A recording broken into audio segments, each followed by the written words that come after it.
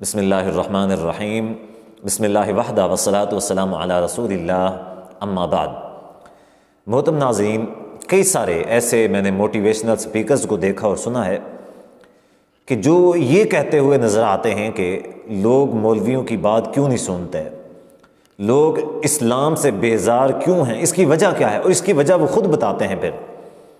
کہ اس کی وجہ یہ ہے کہ یہ مولوی لوگ نااہل ہوتے ہیں، ان کے اندر قابلیت نہیں ہوتی۔ جو بچہ سکول کے اندر سے فیل ہوتا ہے یا پھر اچھے نمبر نہیں لاتا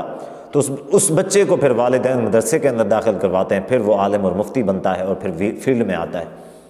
جب ایسے لوگ فیلڈ میں آئیں گے دین اسلام کو پریزنٹ کرنے کے لیے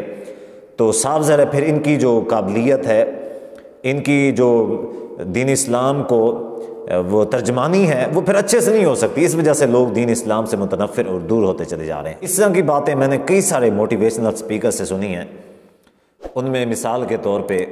ایک ساحل عدیم صاحب ہیں، اسی طرح ایک ہمارے بھائی ہیں محمد علی صاحب،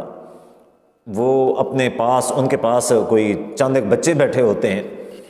تو وہ یہ گلہ شکوہ کر رہے ہوتے ہیں کہ جو علماء ہیں، مولویان حضرات ہیں، ہم جب مسجد میں جمعہ پڑھنے کے لیے جاتے ہیں تو ان کی وہی پرانی باتیں ہوتی ہیں، فرسودہ سی باتیں کہ جی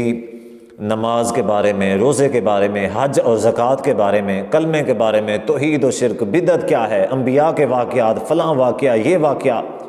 وہ کہتے ہیں کہ ہم اس طرح کی باتیں سن سن کے بور ہو چکے ہیں، تو ان کو کوئی چینج لانا چاہیے اس حوالے سے، کیونکہ ہم بور ہو چکے ہیں۔ میں حیران اس بات پہ ہوں کہ اس طرح کی باتیں کرنے والے جو لوگ ہیں یہ دین اسلام سے بیزار لوگ ہوتے ہیں، دین پسند، ایمان پسند، اور جو پکے ایمان کے لوگ ہوتے ہیں وہ اس طرح کی باتیں نہیں کرتے۔ اس کی وجہ کیا ہے؟ اس کی وجہ یہ ہے کہ ایک ہی مسجد ہوتی ہے، ایک ہی ممبر ہوتا ہے، ایک ہی جماعت ہوتی ہے اور ایک ہی امام ہوتا ہے۔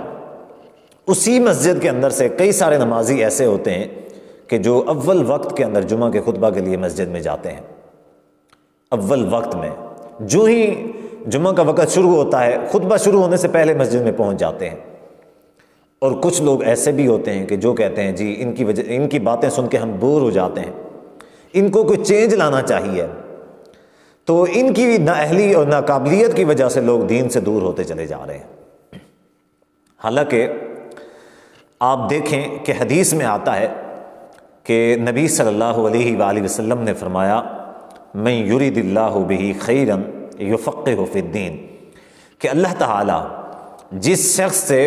خیر کا ارادہ کرتا ہے، بھلائی کا ارادہ کرتا ہے، اللہ تعالیٰ اس کو دین کی سمجھ عطا فرماتا ہے، اللہ تعالیٰ اس کو دین کی طرف لے کے آتا ہے، اللہ تعالیٰ اس شخص سے دین کا کام لیتا ہے۔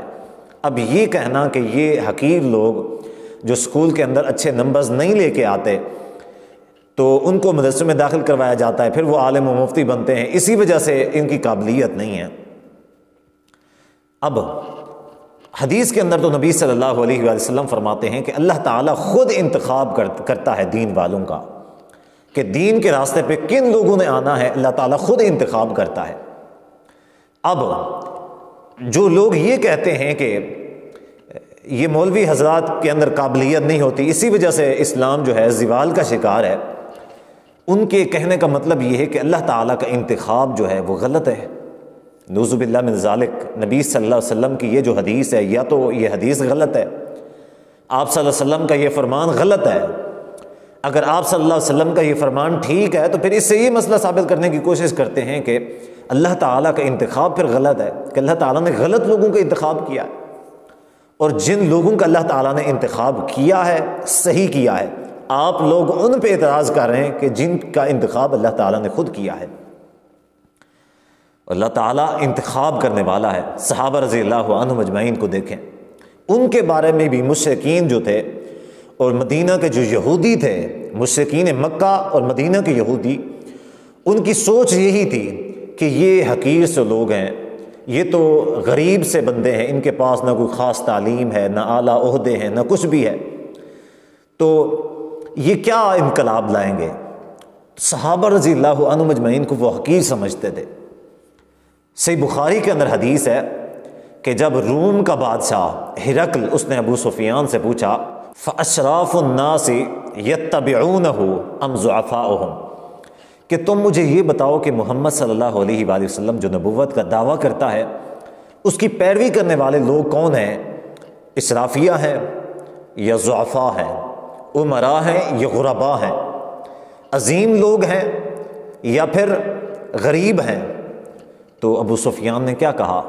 ضعفاء و ضعفاء ہیں، اشراف نہیں ہیں۔ تو صحابہ رضی اللہ عنہم اجمعین کے بارے میں اس وقت جو ان کا تصور تھا سب کا وہ یہی تھا کہ یہ لوگ محمد صلی اللہ علیہ وسلم کے ساتھ جو لوگ جڑے ہوئے ہیں وہ سارے کے سارے حقیر اور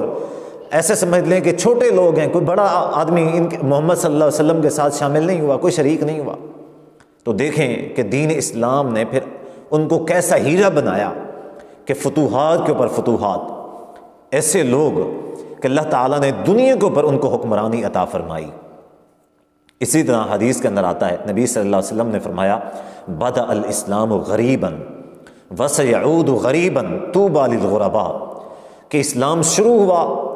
تو کمزوری کی حالت میں، غربت کی وجہ سے کمزور لوگ، غریب لوگ جو تھے انہوں نے دین اسلام کو شروع کیا، دین اسلام کو قبول کیا۔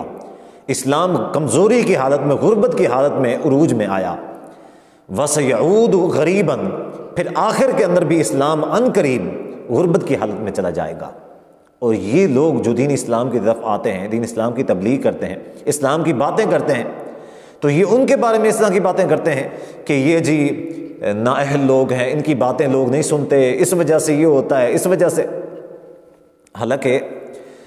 یہ نبی صلی اللہ علیہ وسلم نے فرمایا کہ طوبی للغرباء، جو غرباء ہیں ان کے لیے خوشخبری ہے، غریب لوگوں کے لیے خوشخبری ہے کہ شروع میں اسلام قبول کرنے والے وہی لوگ تھے، جن کو معاشرے کے اندر حقیر سمجھا جاتا ہے وہی لوگ تھے، اور آج بھی دین اسلام کے نمائندے، دین اسلام کی ترجمانی کرنے والے وہی لوگ ہیں جن کو معاشرے کے اندر حقیر سمجھا جاتا ہے۔ تو ان کا یہ کہنا، لوگوں کا یہ کہنا کہ جی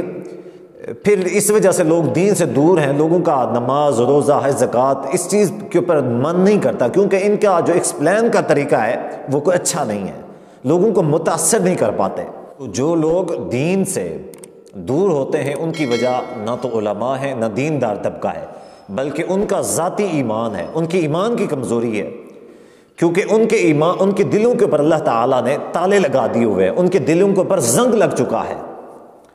کہ سواء علیہم اانذرتہم ام لم تنذرہم،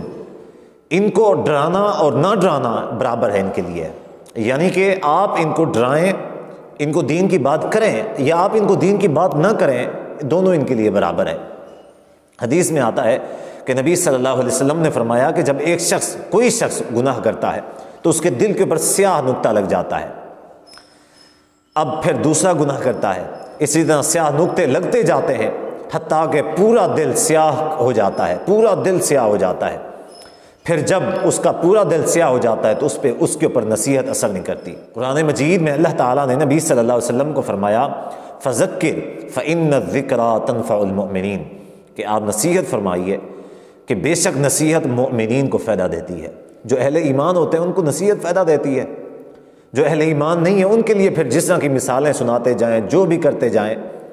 تو یہ اس طرح کی حقیرانہ باتیں ہوتی ہیں جن لوگوں کے اوپر مولویوں کی باتیں اثر نہیں کرتی، قرآن اثر نہیں کرتا، حدیث اثر نہیں کرتی، اس میں علماء کا قصور نہیں ہے، بلکہ ان کا ایمان جو ہے زنگ آلود ہو چکا ہے، ان کے اس ایمان کی وجہ سے، ان کی کمزوری کی وجہ سے، ان کے برائیوں کی وجہ سے، ان کے گناہوں کی وجہ سے ان کا دل مردہ ہو چکا ہے۔ حالانکہ حدیث کے اندر ایمان کی علامت یہ بتائی گئی ہے کہ جب مومن شخص برائی کرتا ہے، کوئی گناہ کرتا ہے، اس کا دل کھٹکتا ہے، اس کا دل اسے ملامت کرتا ہے،